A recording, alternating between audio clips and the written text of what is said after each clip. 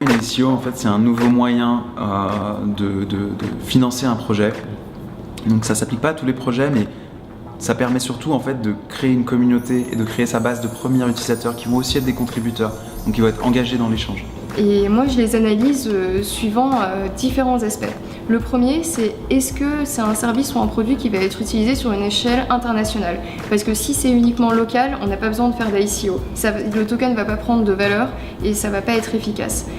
Le deuxième aspect, c'est est-ce que la blockchain est réellement nécessaire et est-ce qu'on a besoin d'un token pour ça?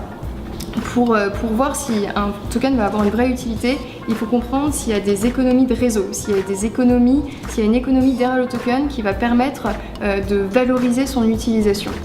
Je regarde aussi l'équipe, c'est important de savoir s'il y a des grands noms, mais aussi s'il y a des personnes qui vont être capables de délivrer le produit qui est attendu. Par exemple, on peut avoir des super noms, mais personne qui va savoir faire un bon produit qui est utilisable par des millions de consommateurs. Ce que je regarde également, c'est les aspects réglementaires. Où est localisée la ICO? L'entreprise qui fait la ICO. Est-ce que déjà il y a une entreprise qui est derrière? Parce qu'il y a beaucoup d'ICO qui aujourd'hui n'ont même pas d'entreprise qui va être incorporée.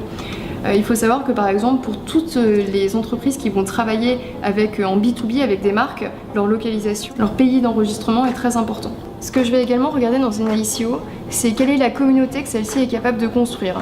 C'est-à-dire quelle est la logique de crypto-communauté qu'il y a derrière le projet.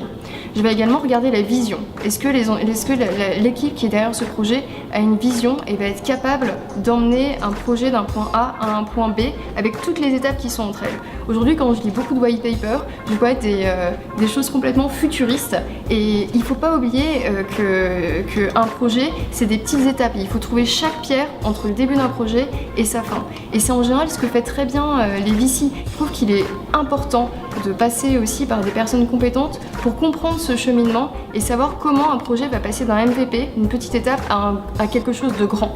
Il faut être réaliste, connecté à la réalité et avoir une stratégie pour aller d'un point A à un point B.